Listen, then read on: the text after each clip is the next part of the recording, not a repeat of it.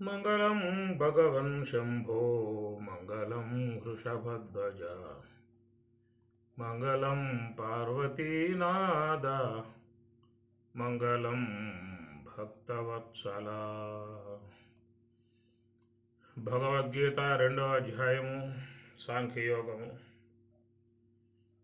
యామిమాం పుష్పితాం వాచం ప్రవదంత్యవిపశ్చితః వేదవాదరతాః పార్థ నాన్యదస్तीति వాదినః. కామాత్మానః స్వర్గపరా జన్మ కర్మ ఫలప్రదాం క్రియా విశేషబహుళాం భోగైశ్వర్యగతిం ప్రతి భోగైశ్వర్యప్రసక్తానాం తయాపహృతచేతసాం వ్యవసాయాత్మికా బుద్ధిః సమాధౌ న విధీయతే. త్రైగుణ్య విషయా వేదా నిస్త్రైగుణ్యో భవార్జున నిర్ద్వంద్వో నిత్యసత్వస్థో నిర్యోగక్షేమ ఆత్మవాన్. యావానర్ధ ఉదపానే సర్వతః సంప్లుతోదకే తావాన్ సర్వేషు వేదేషు బ్రాహ్మణస్య విజానతః.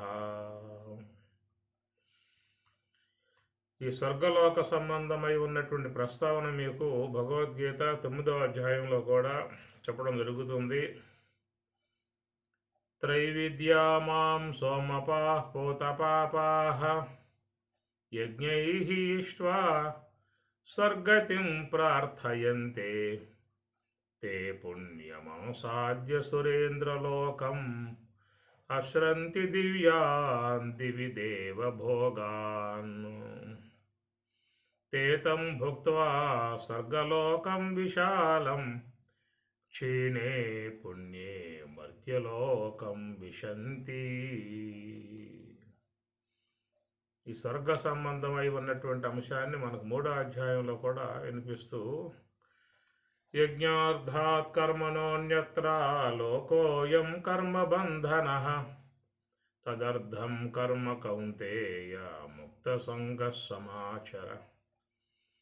సహ యజ్ఞాః ప్రజా సృష్ట్వా పురోవాచ ప్రజాపతిః అనేన ప్రసవిష్యధ్వం ఏషవః అస్తు ఇష్టకామధుకు దేవాన్ భావయతానేన తే దేవా భావయంతు వః పరస్పరం భావయంతః శ్రేయః పరం అవాప్స్యథ. సహయజ్ఞాః ప్రజా సృష్ట్వా ప్రజాః మానవులను సహయజ్ఞాః యజ్ఞములతో కూడా సృష్ట్వా సృష్టించాట. పురోవాచ ప్రజాపతి ప్రజాపతి బ్రహ్మదేవుల వారు ఈ విధంగా మానవుల యజ్ఞములతో కూడా మానవుల్ని సృష్టించిన విధానము పురః వాచ ఈ విధంగా సృష్టించి ఆయన చెప్తూ ఉన్నాడు. అనేన ప్రసవిష్యధ్వం ఏషవః అస్తు ఇష్టకామధుకు. అనేన ప్రసవిష్యధ్వం ఏషవః ఏ యొక్క యజ్ఞాలు అయితే ఉన్నాయో ఇవన్నీ కూడా అస్తు ఇష్టకామధుక్కు. అస్తు ఇష్టకామధుక్కు. మీకు ఇష్టమైనటువంటి యొక్క కోరికలను కోరికలను కామధుక్కు అవి పితికేవిగా ఉన్నాయి, ప్రసాదించేవిగా ఉన్నాయి. మీరు యజ్ఞముల ద్వారా చక్కగా వృద్ధి పొందండి, శ్రేయస్సును పొందండి. మీరు కోరినటువంటి కోరికలన్నింటినీ కూడా యజ్ఞములు మీకు ప్రసాదిస్తాయి అని చెప్పని పురః ఉవాచ పూర్వం ఆ విధముగా బ్రహ్మదేవుల వారు చెప్పినటువంటి యొక్క విధానము. దేవాన్ భావయతానేన తే దేవా భావయంతు వః. దేవాన్ దేవతలను భావయత మీరు దేవతలని భావించండి అన్నాడు.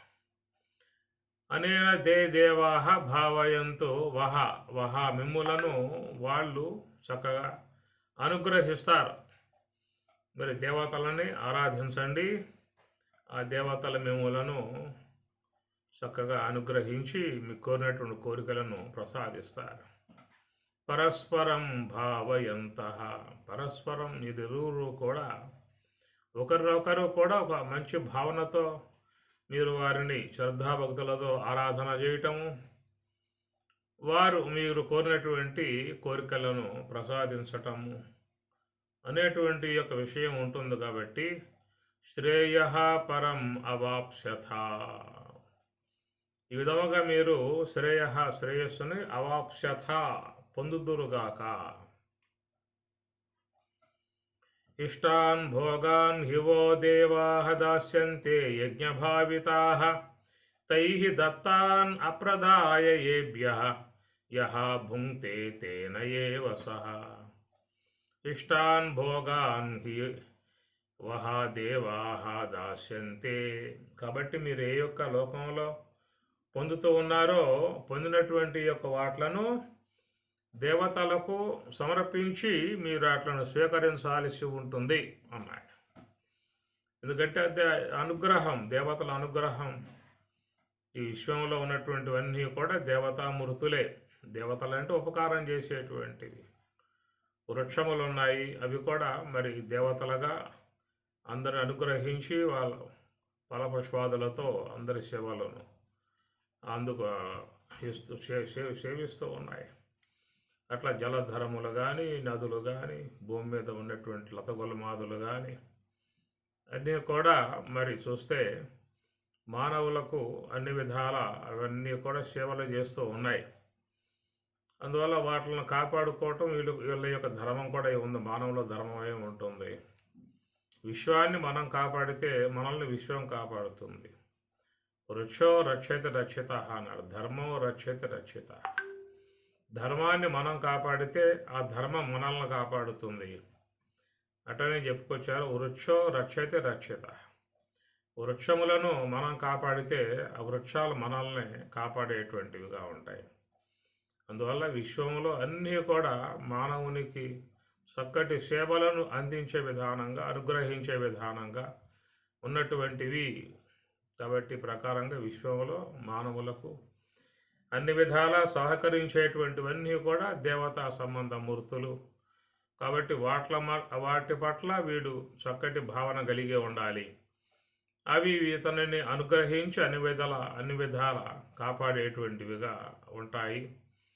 ఇట్లా ఇష్టాన్ భోగాన్ హివో దేవాః దాస్యంతే యజ్ఞ భావితాః తైః దత్తాన్ అప్రదాయ, ఎవరైతే ఆ విధముగా దేవతల ద్వారా పొందినటువంటి వాటిలను తిరిగి మరల వాళ్ళకి సమర్పించకుండగా భుంక్తే భుజిస్తాడో అట్టివాడు తేన ఏవా దొంగ అని, తేన ఏవా అంటే దొంగ అని చెప్పని ఇక్కడ సంబోధన చేస్తూ ఉన్నారు. కనుక తిరిగి మరలా ఆ దేవతార్పణం చేయాలి. అందువల్ల బ్రహ్మార్పణం, భోంచేసేటప్పుడు కూడా బ్రహ్మార్పణం అని చెప్పని అంటారు. దేవతార్పణం. కొంతమంది ఇంట్లో ఆహారాలు చేసుకుంటే అవి కూడా దేవతల ముందు పెట్టి నివేదన చేసిన తర్వాత స్వీకరించే విధానం ఒకటి పవిత్ర భావంతో ఉంటూ ఉంటాయి. ఆ ప్రకారంగా ఇచ్చి పుచ్చుకోవటం అనేటువంటిది విశ్వం యొక్క రూలు. మనం ఇవ్వాలి, వాటి ద్వారా పొందాల్సి ఉంటుంది. ఈ ప్రకారంగా మరి దేవతల పట్ల మంచి భావన పెంపొందింపజేసుకోండి అనేటువంటిది మనం 3వ అధ్యాయంలో యజ్ఞముల ద్వారా చెప్పేటువంటి యొక్క అంశము. ఋగ్వేదము, యజుర్వేదము, సామవేదం, వీటిని త్రయీ విద్య అంటారు. త్రయీ విద్యామాం సోమపాహ పోతపాపాహ యజ్ఞైః ఇష్ట్వా స్వర్గతిం ప్రార్థయంతే.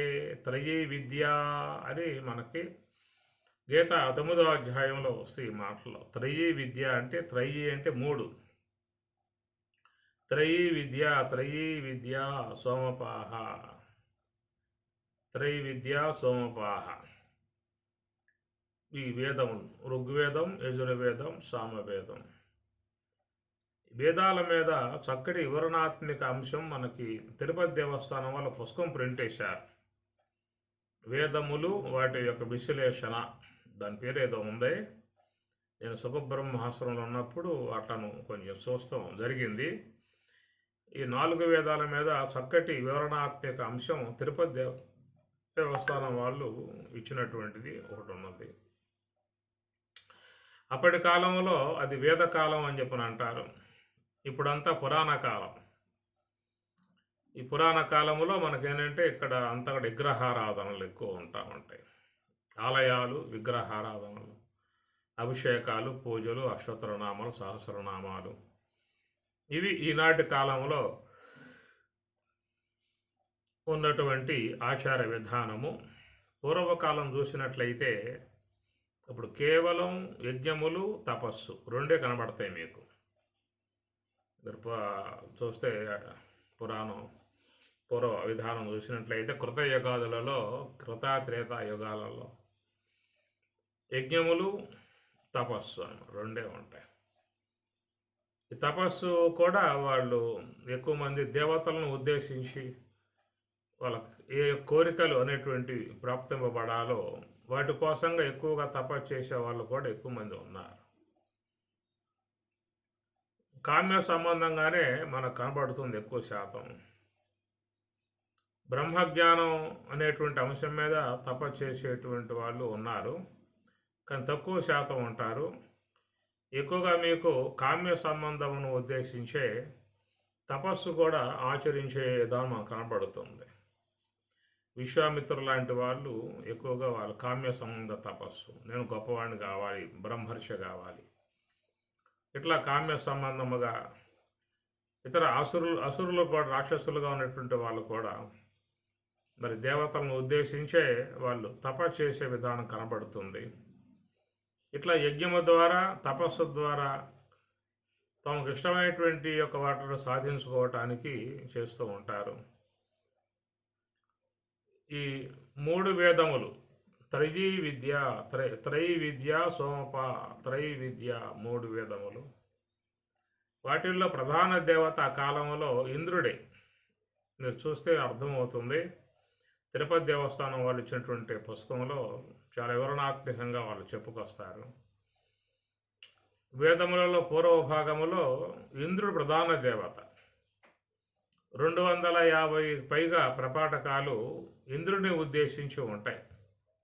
ఋగ్వేదంలో ప్రధాన దేవత ఇంద్రుడే.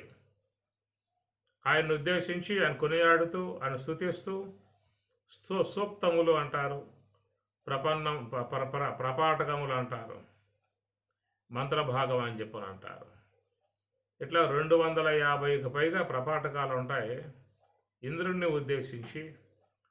ఆ తర్వాత దేవత అగ్నిదేవత, మరి ఆ తర్వాత మిగతా వాయువు, యముడు, వరుణుడు ఇలాంటి వాళ్ళు కొనియాడబడతారు. అందరికంటే చివరిగా ఉన్న దేవతలు బ్రహ్మ, విష్ణు, శివుడే. వాళ్లకు 2, 3 ప్రపాఠకాలు ఉంటాయి తప్ప ఎక్కువ లేవు ప్రపాఠకాలు. వాళ్ళకి సూక్తములు తక్కువ ఉంటాయి. వేదములో పూర్వ భాగంలో త్రిమూర్తుల స్థానం చాలా తక్కువగా ఉంటుంది. ప్రధానంగా 250కి పైగా ప్రపాఠకాలు ఇంద్రుడిని ఉద్దేశించే ఉంటాయి. కాబట్టి ఆ కాలంలో మరి మానవుల యొక్క మనస్తత్వం చూసినట్లయితే మరి స్వర్గాదులలో సుఖాలు అనుభవించాలనేటువంటి యొక్క అపేక్ష. త్రైవిద్యామాం సోమపాహ పూతపాపాహ, త్రైవిద్యామాం, మాం నన్ను పూతపాప ఆరాధించి పూతపాప సమస్త పాపాలను పోగొట్టుకునేటువంటి వాళ్ళై యజ్ఞై ఇష్ట్వా స్వర్గతిం ప్రార్థయంతి. యజ్ఞై ఇష్ట్వా, యజ్ఞముల ద్వారా ఇష్ట్వా ఆరాధించి వాళ్ళు స్వర్గతిం ప్రార్థయంతి, స్వర్గమును అలంకరిస్తూ ఉన్నారు అన్నాడు. తే పుణ్యం ఆసాద్య, తే అటివారు పుణ్యం ఆసాద్య, పుణ్యమును సంపాదించుకొని సురేంద్రలోకములో దివ్యాన్ దివిదేవ భోగాన్, దివ్యమై ఉన్నటువంటి దివిదేవ భోగాన్, దేవతా సంబంధమై ఉన్న భోగాలను అసనంతి అనుభవిస్తూ ఉన్నారు, అసనంతి పొందుతూ ఉన్నారు అనేటువంటి విధానము. ఇట్లా తీతం భుక్త్వా స్వర్గలోకం విశాలం, ఆ స్వర్గలోకం చూసినట్టు చాలా విశాలంగా ఉంటుందనేటువంటిది ఈ ప్రకారంగా చూస్తే మరి ఆ, పూర్వ భాగములో, వేదం యొక్క పూర్వ భాగములో ఎక్కువగా మీకు ఈ స్వర్గ సంబంధమై ఉన్నటువంటి భావాలే గోచరించేటువంటి విధానము. దానికోసంగా చేసేటువంటివి ఇక్కడ స్వామివారు 2వ అధ్యాయంలో 43వ శ్లోకం నుంచి స్వర్గ ప్రస్తావన తీసుకొస్తూ కామాత్మాన స్వర్గపర జన్మ కర్మ ఫలప్రదాం క్రియా విశేష బహుళం భోగైశ్వర్య గతిం ప్రతి. అది కాబట్టి ఈ ప్రకారంగా మానవుని యందు ఈ యొక్క కామేచ్ఛ భోగేచ్ఛ అని చెప్పని అంటారు. ఎక్కువ శాతం లోకంలో చూసినట్లయితే ఇలాంటి భావాలే కలిగి ఉన్నటువంటి జీవన విధానములు. నివృత్తి మార్గంలో ప్రయాణం చేయాలి, పంచకోశములు అధిగమించాలి, పంచకోశాతీతమై ఉన్నటువంటి ఆత్మానుభవాన్ని పొందాలి అనేటువంటి సమాచారం చాలామందికి అందినటువంటిది కాదు. ముఖ్యంగా వైష్ణవులు కానీ, శైవులు కానీ, శాక్తేయులు కానీ, గణపతియులు కానీ, ఇంకితరేతర సాంప్రదాయకులు ఏవైతే ఉన్నాయో వాళ్ళందరూ కూడా ఆయా లోకాలకు పోయి అక్కడ మరి ఆ దేవతల వద్ద దివ్య భోగాలు, దివ్య సుఖాలు అనుభవించాలనేటువంటి యొక్క భావనతోనే వాళ్ళు కూడా ఆరాధన చేస్తున్నటువంటి విధానము. అందుచేత మానవుని యందు ఉన్నటువంటి ప్రగాఢమై ఉన్నటువంటి యొక్క వాంఛ భోగేచ్ఛ, భోగములు పొందాలి, సుఖించాలి, ఆనందించాలి, భోగముల ద్వారా ఆనందించాలి అనేటువంటి యొక్క వాంఛ ప్రగాఢముగా ఏర్పడి ఉన్నటువంటిది. ఇది ఒక సృష్టి క్రమ విధానములో చేరి ఉన్నటువంటి యొక్క అంశము అని చెప్పని మన గతంలో కూడా ప్రచురోపనిషత్తును ఆధారంగా తీసుకుని ఈ విషయాల మీదే చర్చించుకోవటం జరిగింది. అది సృష్టి విధానములో మరి సూర్యుడు చంద్రుడు, సూర్యుడు ప్రాణము, చంద్రుడు పదార్థము అని చెప్పని, సూర్యుడు ప్రాణము, చంద్రుడు పదార్థము అని చెప్పని, ఈ రెండింటి వల్లే లోకంలో అనేక శరీరాలు అనేటువంటివన్నీ కూడా ఉత్పన్నమవుతున్నటువంటివి. ఈ భూమి నుంచి ఏర్పడేటువంటి యొక్క సస్యాదుల ద్వారా, వాటి ద్వారా వచ్చేటువంటి రసాయనాల ద్వారా ఈ లోకంలో ప్రాణులు మరి స్థూల భావాన్ని పొందుతున్నటువంటి విధానము. ఒక ఆకారం కలిగి విశ్వంలోకి ప్రాణులు వచ్చాయని చెప్పనంటే అది పృథివీ యొక్క సంబంధమై ఉన్నటువంటి అంశముగా ఆకారములు కలిగి ఉన్నటువంటి విధానము. పృథివీకి పైకి పోయినట్లయితే మనం వాయువు కాడ ఆకాశము, అహంకార తత్వము, మహాతత్వము, అవ్యక్త తత్వము, శివల బ్రహ్మము ఇవన్నీ కూడా ఇంద్రియ అగోచరం, కంటి కనబడేటువంటివి కావు. అవి రూపరహితముగా ఉన్నటువంటి విధానము. ఈ రూపరహితముగా ఉన్నటువంటి విధానము నుంచే మనకు లోన ఏర్పడ్డటువంటి జీవ పదార్థము, అట్లా సూక్ష్మదేహము అనేటువంటిది కూడా ఈ రూపరహితం అనేటువంటి యొక్క అంశముగా ఉన్నటువంటివి. అవి మరి ఎట్లయితే వాయువు, ఆకాశము, అహంకార తత్వము, మహత్తత్వము, అవ్యక్త తత్వము అనబడేటువంటివి కంటి కనబడేటువంటివిగా లేవో, కాబట్టి వాటి యొక్క అంశముల నుంచి ఏర్పడ్డటువంటి లోన ఉన్నటువంటి మహాకారణం కానీ, కారణదేహం కానీ, సూక్ష్మదేహం కానీ వాటిని ఉపాధిగా చేసుకుని ఉన్నటువంటి జీవుడు కానీ, ఇవన్నీ చూసినట్లయితే అగ్ని కంటే పై ఉన్నటువంటి రూపరహితమై ఉన్నటువంటి అంశములు వాటిల్లో చేరి ఉన్నాయి. సూక్ష్మదేహం నుండి జీవుడు దాకా ఉన్న ఏవైతే ఉన్నాయో అవన్నీ కూడా అవి రూపరహితమై ఉన్నటువంటివి, వాటికి అస్తిత్వం కలిగి ఉన్నాయన్నమాట. ఇప్పుడు మనం వాయువు కనబడేదిగా లేకపోయినా కానీ వాయువు ఉందనేటువంటి విషయం మీద అస్తిత్వంతో మాట్లాడుతూ ఉన్నాం. అట్లా ఆకాశం అనేటువంటిది కూడా రూపరహితమై ఉన్నా కానీ అది శబ్దగుణాన్ని బట్టి ఆకాశం అనేటువంటిది అది ఉందనేటువంటి యొక్క అస్తిత్వ భావంతోనే మాట్లాడుతూ ఉన్నాం. అట్లాగే ఆ పైన ఉన్నటువంటి అవ్యక్తతత్వం, మహత్తత్వం, అహంకారతత్వం అనబడేటువంటివి రూపరహితం అయినప్పటికీ కూడా వాటి యొక్క అస్తిత్వాలను బట్టి మనం మాట్లాడుతున్నది ఏంటంటే లోపల మనసు అనేది అహంకార తత్వముగా, బుద్ధి అనేటువంటిది మహత్తత్వముగా, అటనే అహంకారం అనేది అవ్యక్త తత్వముగా చెప్పేటువంటి అంశము. ఆ పైన ఉన్నటువంటి శబల బ్రహ్మము జీవ పదార్థముగా వెష్టిలో చెబుతున్నటువంటిది. కాబట్టి వీటిని మనం నేత్రం ద్వారా చూసే అవకాశాలు లేవు. అవ్యక్తములుగా ఉన్నటువంటి స్వరూపాలు అవి దేహం వదిలిన తర్వాత తిరిగి మరలా మరి గాలిలో అవ్యక్తముగా సంచారం చేసేటువంటివిగా ఉంటాయి. ఏ రూపరహితమై ఉన్నటువంటి గాలి ఉన్నదో, రూపరహితమై ఉన్నటువంటి ఆకాశం ఉన్నదో, అట్టి ఆకాశములో వాయు రూపముగా ఈ జీవులన్నీ కూడా సూక్ష్మ దేహములతో కదిలిపోయేటువంటివిగా ఉన్నాయి. అయితే వాటికంటే ఒక అస్తిత్వం ఉన్నది. ఎట్లా వాయువుకి ఎట్లా ఒక అస్తిత్వముగా చెబుతూ ఉన్నాము, ఇప్పుడు చెప్పుకున్నాం కదా. ఆకాశం కేవలం అస్తిత్వముగా రూపరహితమై ఉన్నప్పటికీ కూడా వాయువు ఆకాశం రెండు వేరువేరు పదార్థాలు. వాయువుకు ఉండేటువంటి లక్షణాలు వాయువుకు ఉన్నాయి, ఆకాశంలో లక్షణాలు ఆకాశానికి ఉన్నాయి. అట్లా అహంకార తత్వం యొక్క అంశంగా మనస్సు, మహత్తత్వ అంశముగా బుద్ధి, అవ్యక్త తత్వం యొక్క అంశముగా అహంకారము, శబల బ్రహ్మము యొక్క అంశముగా జీవుడు. కాబట్టి అవన్నీ కూడా వేరువేరుగా ఉన్నాయి. దేనికి ఉండేటువంటి యొక్క లక్షణాలు స్వాభావిక ప్రవృత్తులు వాటికి ఉంటాయి. మనం లోకంలో ఉన్నటువంటి వాటిలను లక్షణ విధానాలను బట్టి పదార్థాలను వేరు చేసి చూస్తూ ఉన్నాం మనం. మన కంటి కనబడేటువంటివన్నీ కూడా లక్షణ ప్రమాణాభ్యాం వస్తుసిద్ధి అన్నట్లుగా లక్షణాలను బట్టి లోకంలో ఉన్న పదార్థాలని మనం వేరు చేసి చూస్తూ ఉన్నాం. ఇది పశువు, ఇది గోవు, ఇది ఏనుగా, ఇది గార్ధవము, ఇది శునకము, ఇతడు మనుజుడు అనే ప్రకారంగా ఎట్లయితే కంటి కనబడేటువంటి విధానాలలో వివిధ ఆకృతులు కలిగి నేత్రానికి దృశ్యమానంగా గోచరించేటువంటివన్నీ కూడా వేరువేరు లక్షణాలు కలిగి అవి వేరువేరు శరీరాలుగా ఎట్లా విశ్వంలో ఉన్నాయో అట్లాగా ఈ వేరుతనం అనేటువంటిది రూపరహితమై ఉన్నటువంటి వాటి యందు కూడా ఈ వేరుతనం అనేటువంటిది ఉన్నది. దేనికి ఉండేటువంటి యొక్క లక్షణ విధానాలు వాటికి ఉన్నాయి.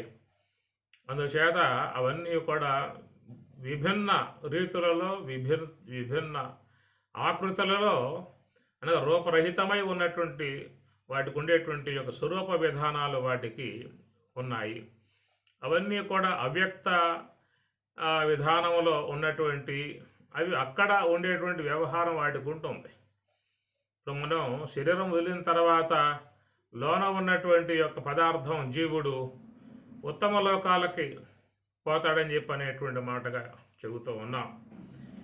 మరి ఆ లోకాలన్నీ కూడా చూసినట్లయితే మరి రూపరహితం మనకి పృథివీ అనేటువంటిది రావటం వల్ల ఒక ఆకృతి, ఒక ఘనీభవించిన పదార్థం. ఇది పృథివీ అనేది ఘనీభవించిన పదార్థం. దాని యందు ఆకృతులుగా ఉన్నటువంటి శరీరాలు సంచరించడానికి యోగ్యతగా ఉన్నటువంటి మన ఈ యొక్క పార్థివ సంబంధ దేహాలన్నీ పార్థివ సంబంధ దేహాలు ఇవన్నీ కూడా భూమిని అంటుకొని ఒకరికొకరు దృశ్యమానంగా కనబడుతూ వివిధ ఆకృతులుగా కనబడుతూ సంచరిస్తున్నటువంటి జీవుల విధానం. అయితే ఆ కనపడేటువంటి ఆ జీవులలో కనపడకుండా ఉన్న పదార్థాలు కూడా చేరి ఉన్నాయి. కాబట్టి ఆ కనపడకుండా ఉన్న పదార్థాలు చేరి ఉండటం కారణంగానే ఈ పృథివీ సంబంధమై ఉన్నటువంటి శరీరాలు మరి వ్యవహరించడానికి యోగ్యత కలిగి ఉన్నటువంటిది. రూపరహితమై ఉన్నటువంటి అంశములు శరీరములో ఉన్నంత వరకు రూపసహితమై ఉన్నటువంటి శరీరాలకు ఒక వ్యవహారం అనేటువంటిది సిద్ధిస్తుంది. కాబట్టి ప్రకారముగా ఈనాడు ఈ మానవ సముదాయం కానీ ఇతర జీవులు కానీ అన్నీ కూడా ఒక నేత్రానికి దృశ్యమానముగా గోచరించే విధానముగా వచ్చాయి అని చెప్పనంటే అది పృథివీ యొక్క సంబంధ ఆకృతిని ఆ, స్వీకరించడం కారణంగా ఒకరి ఒక్కొక్కరు దర్శించుకొని, స్పృశించుకొని, సంభాషించుకుంటూ వ్యవహరించుకునేటువంటి విధానం జీవులకు వచ్చిందని చెప్పానంటే అది పృథివీ యొక్క సంబంధం ఉండటం కారణంగా. అయితే ఆకృతి అని చెప్పన్నప్పుడు అగ్నికి ఉన్నది, జలానికి ఉన్నది, పృథివీకి ఉన్నది. మీకు చాందోగ్యోపనిషత్తులో ఉద్దాలకుడు శ్వేతకేతువుకి బోధించే బోధలో మీరు చూడవచ్చు.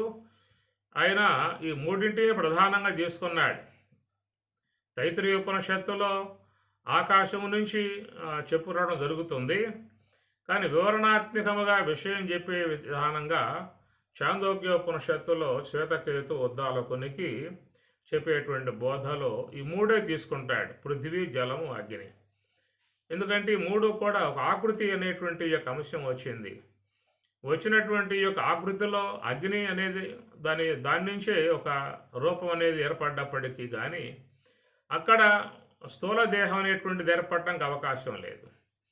అట్లనే జలము అనేటువంటిది చూసినట్లయితే అది కూడా ఘనీభవించినప్పుడే జలం, అది పృథివీ యొక్క విధానం వచ్చి ఆ పృథివీ నుంచి ఒక ఆకృతి విధానాలుగా లోకంలో మరి 84 లక్షల జీవరాశులుగా అనేక ఆకృతులలో ఈ పృథివీ అనేటువంటి యొక్క అంశము అలరారుతూ ఉన్నది. ఈ విధంగా ఒకరి పదార్థం, ఒకరి యొక్క దేహం మరొకరు చూసుకుంటూ, దర్శించుకుంటూ, స్పృశించుకుంటూ, సంభాషించుకుంటూ వ్యవహరించుకోవడానికి యోగ్యత్వం అనేటువంటిది రావడం కారణం ఈ పృథివీ యొక్క సంబంధ అంశము అని చెప్పని. కాబట్టి పృథివీతో జతపడి ఉన్నటువంటి జీవులు, మానవులు, పశువులు, పక్షులు, క్రిములు, కీటకాలు, చేమలు, దోమలు, నానా రకాలుగా ఉన్నటువంటివన్నీ కూడా. కాబట్టి ఈ యొక్క స్థూల దేహము నుంచి విడబడిన తర్వాత లోన ఉన్నటువంటి ఏ యొక్క వాయువు, ఆకాశము, అహంకారతత్వం, మహాతత్వం రూపరహితముగా చెప్పుకుంటూ ఉన్నామో వాటి అంశములుగా ఏర్పడేటువంటివి మరి లోన ఉన్నటువంటి సూక్ష్మదేహము, కారణదేహము, మహాకారణము, జీవుడు, జీవ పదార్థము, ఇవన్నీ కూడా అని చెప్పని ఇవన్నీ కూడా విడబడి అవి మళ్ళా అనంత వినువీధిలో గాలిలో కలిసిపోయే విధానంగా ఉంటుంది. రోజువారీగా చూసినట్లయితే కొన్ని కోటాను కోట్ల జీవులు వ్యక్తముగా ఈ యొక్క రూపాలు కలిగి విశ్వంలోకి వస్తూ ఉన్నాయి. కొన్ని లక్షల కోట్ల జీవులు అదే క్షణములో శరీరాలను విసర్జించి అవ్యక్తముగా మరి సూక్ష్మ విధాయకంగా వెళ్ళిపోతూ ఉన్నాయి. అనుక్షణం విశ్వంలో ఒక మారణ ఒక మరి సాగిపోతున్నటువంటి మహాప్రవాహం, మారణ ప్రవాహం. కొన్ని కోట్ల జీవులు దేహములు ధరించి విశ్వంలోకి రావటం కానీ, లక్షల కోట్ల జీవులు అదే క్షణములో దేహములు వదిలి వెళ్ళిపోవటం కానీ ఒక మహాప్రవాహం, నదీ ప్రవాహం లాగా సాగిపోతున్నటువంటివి. కనుక ఈ పార్థివ సంబంధమై ఉన్న అంశాలను సంతరించుకొని విశ్వంలోకి ఆకారంగా రావటము, అదే తర్వాత ఆ యొక్క పృథివీ సంబంధ దేహాలని వదిలి మళ్ళా అవ్యక్తముగా గాలిలో కలిసి ఆకాశంలో చేరిపోయి సంచరించే విధానంగా వస్తున్నటువంటిది. ఇదొక మహాప్రవాహం విశ్వంలో సాగుతున్నటువంటిది. ఇది కేవలం ఒక మనోనేత్రానికి మాత్రమే కనబడేటువంటి అంశము. మన స్థూల నేత్రానికి కొద్దిగానే మనకు కనబడుతుంది. మనోనేత్రంతో చూసినట్లయితే మహాభీకరముగా ఉన్నటువంటి మరణ హికేలి కనబడుతుందన్నమాట. అదే పరమాత్మ కూడా అర్జునుడికి దివ్య చక్షువుని ఇచ్చి దర్శింపజేశాడు. ఎంతటి మృత్యు ప్రవాహం సాగుతుందో, ఎంతమంది మరణహోమముగా శరీరములు ధరించడము, వదిలిపెట్టడం లాంటి యొక్క విధానం ఉన్నదో, అది మరి ఆ మనోనేత్రాన్ని తెరిచి భగవంతుడు విశ్వరూపంగా చూపించిన విధానము. కానీ అది చూడలేక అర్జునుడు సోమవారం ప్రార్థన చేస్తాడు. మనకి భగవద్గీత 11వ అధ్యాయంలో వస్తుంది. చూడగలిగే శక్తి అందరికీ చూడలేరు. అది మృత్యు ప్రవాహం సాగిపోతున్నటువంటిది. కాబట్టి ఈనాడు మరి ఈ యొక్క దేహాలు కలిగి ఉన్నటువంటి యొక్క మనం కొద్ది కాలం పాటు విశ్వంలో 10 మందితో కలిసి ఒక ఆప్యాయతలను పంచుకుని అనురాగాలు పెంచుకొని మమకారాలతో వ్యవహరించే విధానాలుగా కొద్ది రోజులు సాగుతున్నటువంటి విధానము. ఆ తర్వాత మళ్ళా ఒక మహాప్రవాహములో నదీ ప్రవాహముగా పోయేటువంటి ఒక జీవుల ప్రవాహములో అందరూ మళ్ళా చేరిపోయి వెళ్ళిపోవటమే జరుగుతుంది.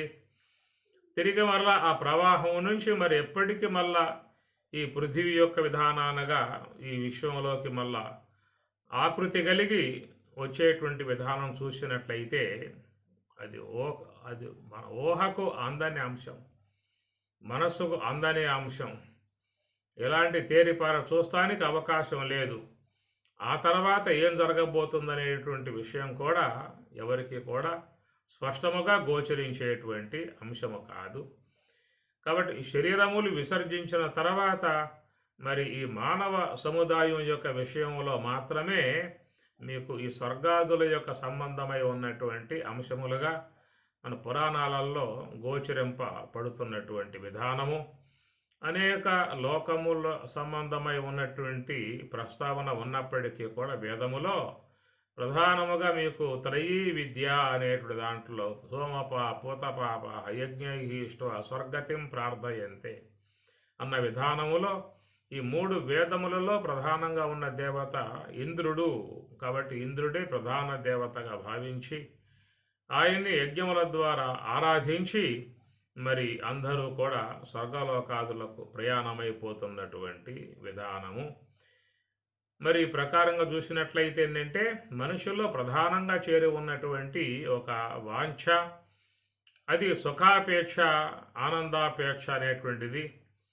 అది మన జీవన కాలంలో ఉన్నంత వరకు ప్రతి ఒక్క ప్రాణి కూడా ఈ పృథివీ యొక్క సంబంధమై ఉన్నటువంటి ఏ శరీరాలను పొంది ఉన్నారో అంటే ఆ శరీరములు అనబడేటువంటివి 2 రకాలుగా నిర్మాణంలో ఈశ్వరుడు నిర్మించినటువంటి యొక్క విధానము.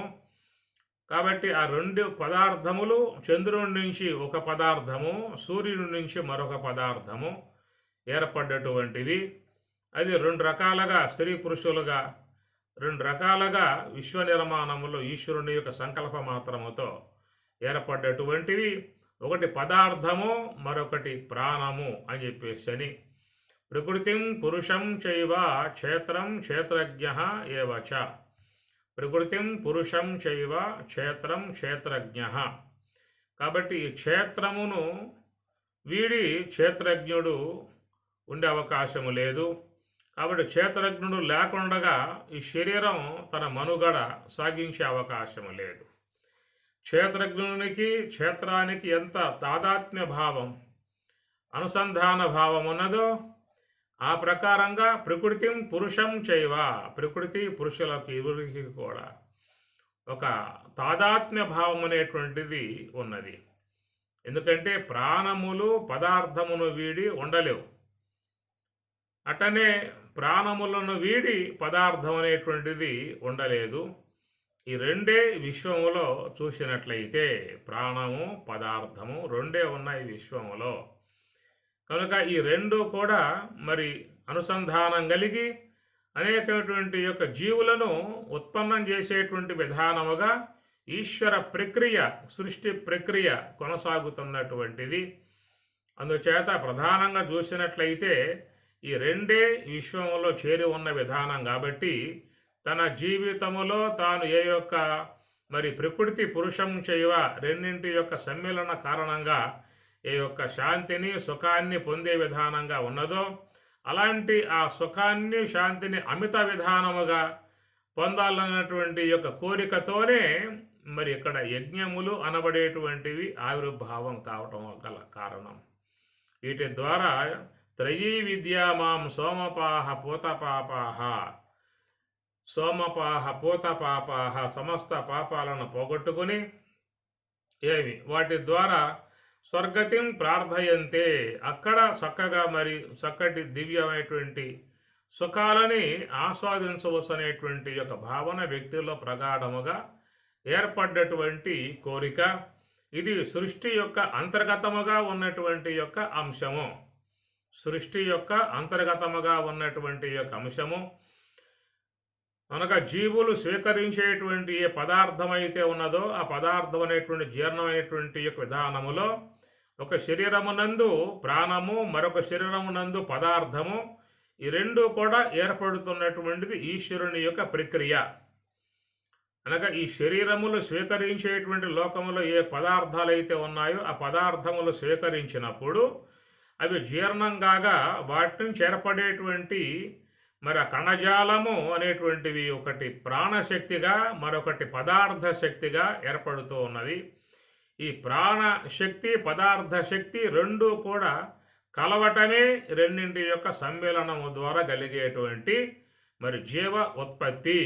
ఇది ఈశ్వరుని యొక్క సృష్టి కార్యములో ప్రధానముగా, ప్రగాఢముగా ఉన్నటువంటి యొక్క నిర్మాణాత్మకమై ఉన్నటువంటి ప్రక్రియ. దీన్ని ఎవ్వరూ కూడా వ్యతిరేకరించే అవకాశం లేదు, దాని నుంచి బయటపడే అవకాశం కూడా ఎవరికి లేదు. కాబట్టి ఆ ప్రకారముగా భగవంతుడు ప్రాణమును, పదార్థమును, సూర్యుని ద్వారా ప్రాణమును, చంద్రుని ద్వారా పదార్థమును ఈ విశ్వములో ఏర్పాటు చేయగా, ఈ ప్రాణ పదార్థములు అనేటువంటివి శరీరములో పురుష శరీరమునందు ప్రాణ విధానముగా మరి వీర్య కణములు, స్త్రీ శరీరమునందు పదార్థ విధానముగా శూన్యత కణాలు, ఈ శరీరమంతా కూడా వ్యాప్తి చెందగా ఆ రెండు కూడా కలవటమే సృష్టి కార్య విధానముగా ఈశ్వరుని యొక్క ఒక సృష్టి సంకల్ప విధానము. ఈ ప్రకారముగా ఈ పురుషుని దేహం ఉన్నటువంటి యొక్క ప్రాణ కణములు కానీ, స్త్రీ దేహటువంటి యొక్క పదార్థ కణములు కానీ ఈ రెండు కలవటం చేత జీవోత్పత్తి అనేటువంటిది లోకంలో ఏర్పడుతుంది. ఇది ఒక జీవోత్పత్తి అనేటువంటి యొక్క విధానం ఒక ప్రవాహ రూపముగా సాగిపోతున్నటువంటిది. కొన్ని లక్షల కోట్ల జీవులు మరి ఆ యొక్క రెండింటి యొక్క కలయికల ద్వారా మరి పదార్థ విధానముగా జీవులు ఏర్పడటం జరుగుతూ ఉన్నది. ఇది ఒక సృష్టి క్రమం విశ్వంలో కొనసాగుతూ పోతూ ఉంది కనుక ఈ రెండింటి యొక్క పదార్థాల కలయిక ద్వారా, పదార్థము ప్రాణము రెండింటి కలయిక ద్వారా కలిగేటువంటి ఒకానొక సుఖభావన, ఒకానొక ఆనంద భావన అనేటువంటిది అక్కడ వెళ్ళి విరిసింది. ఈ ప్రకారముగా మరి ప్రకృతిం పురుషం చైవ, ప్రకృతిం పురుషం చైవ క్షేత్రం క్షేత్రజ్ఞ, క్షేత్రము క్షేత్రజ్ఞుడు వీడి ఉండటానికి ఒప్పుకోవు. అట్లా ప్రకృతిం పురుషం చైవ ఈ రెండు కూడా వేరువేరుగా ఉండటానికి ఈ రెండు కూడా ఒప్పుకోవు. ఎందుకంటే దీని యందు ప్రాణం ఉందో, దాని యందు పదార్థం ఉంది కాబట్టి ఈ రెండు కలవాలనేటువంటి యొక్క ప్రగాఢమైనటువంటి సృష్టి క్రమం అనే దాంట్లో అంతర్గతంగా సాగి ఉన్నది. దాని ద్వారా కలిగేటువంటి యొక్క పారవశ్యం కానీ, సుఖము కానీ, ఆనందము కానీ ఏవైతే ఉన్నాయో ఇలాంటి యొక్క ఆనందం, ఈ విధంగా కలిగేటువంటి యొక్క సుఖం, ఇట్లా ఏర్పడేటువంటి యొక్క సంతోషం, ఇవి మాకు ఇంకా మిక్కుటముగా ప్రాప్తించాలి, ఇంకా బాగా ప్రాప్తించాలి అనేటువంటి యొక్క భావనగా ఏర్పడ్డటువంటి యొక్క మరొక కోణమే కామాత్మాన స్వర్గపర జన్మ కర్మ ఫలప్రదాం క్రియా విశేష బహుళాం భోగైశ్వర్య గతిం ప్రతి.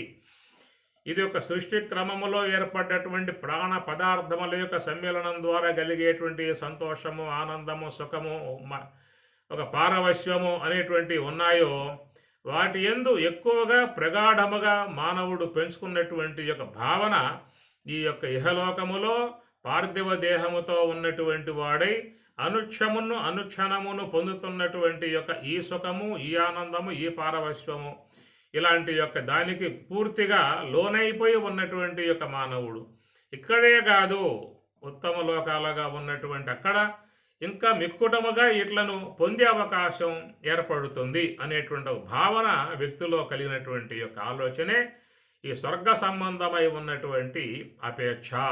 దానికోసముగా చేసేటువంటి వివిరములుగా అనేకమైనటువంటి యొక్క యజ్ఞములు ఎంతో డబ్బు ఖర్చు పెట్టి ఎంతో ప్రయాసలకు లోనై చాలా బహుళాం క్రియా విశేష బహుళాం భోగైశ్వర్య గతిం ప్రతి.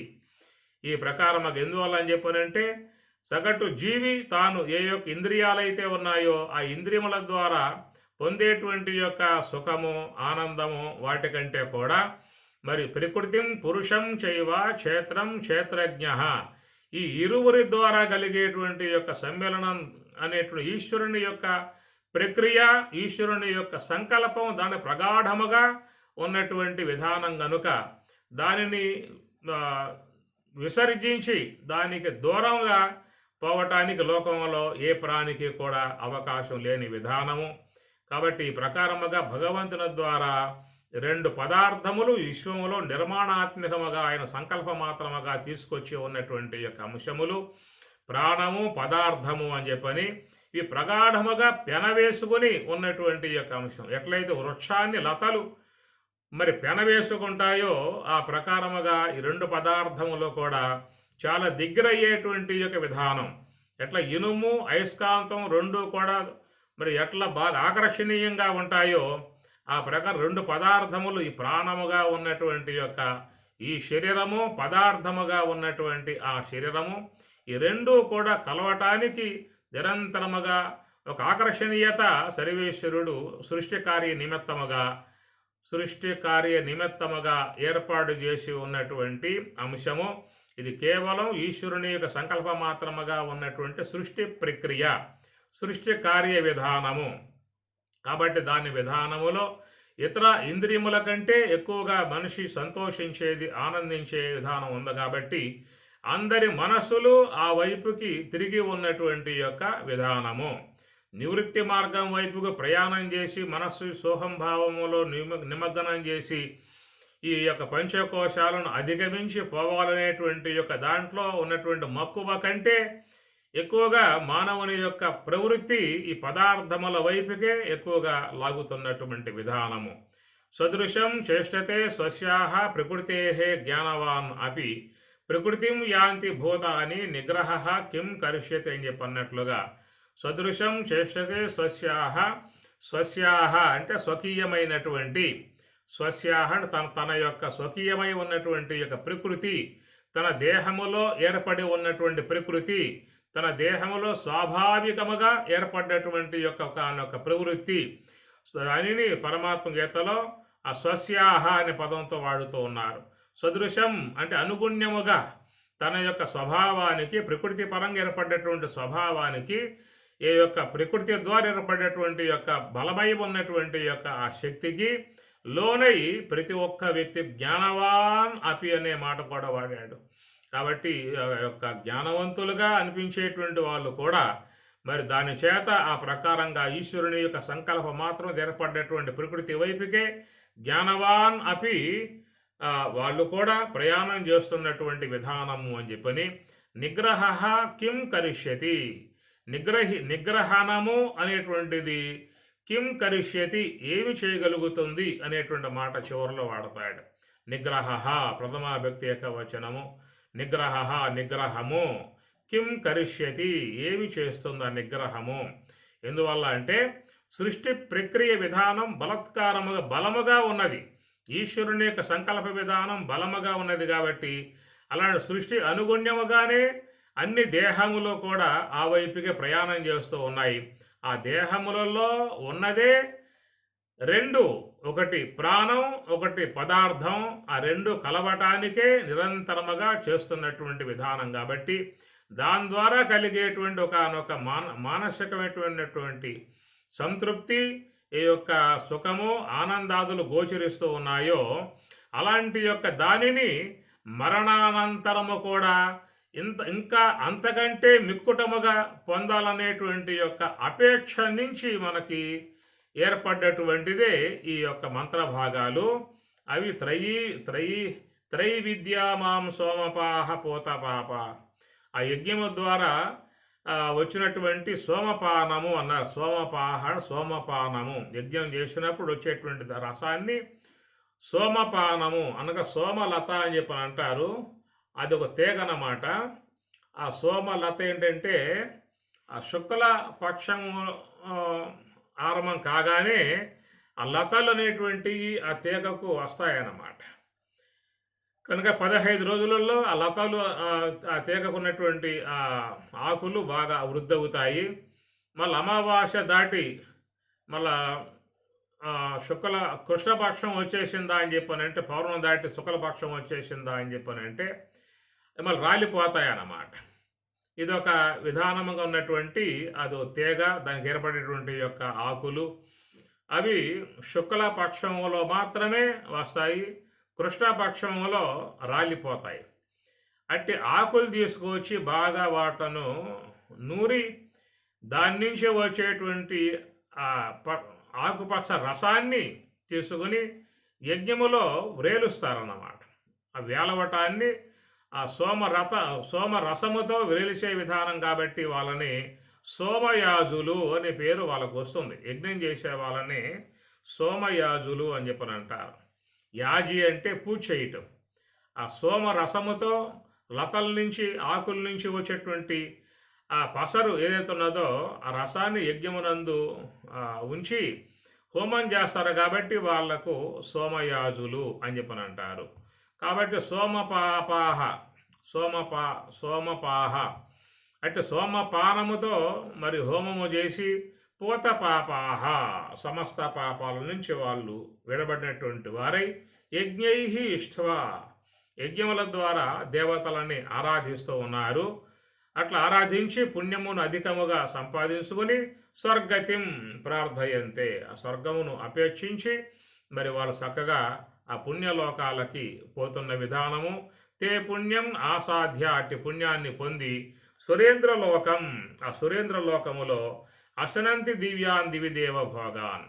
ఎందుకు ఈ విధముగా మనిషి ఎందు ఏర్పడింది అని చెప్పి అన్న విషయం చూసినట్లయితే ఉపనిషత్తులు బోధిస్తూ ఉన్నాయి. అయ్యా బ్రహ్మం అనేది పూర్ణమై ఉన్నటువంటి యొక్క బ్రహ్మానంద స్వరూపం, అది ఇంద్రియ అగోచరమై ఉన్నటువంటి స్వరూపము. దాంట్లో లీనమైనట్లయితే మోక్షం అనేది ప్రసాదింపబడుతుంది.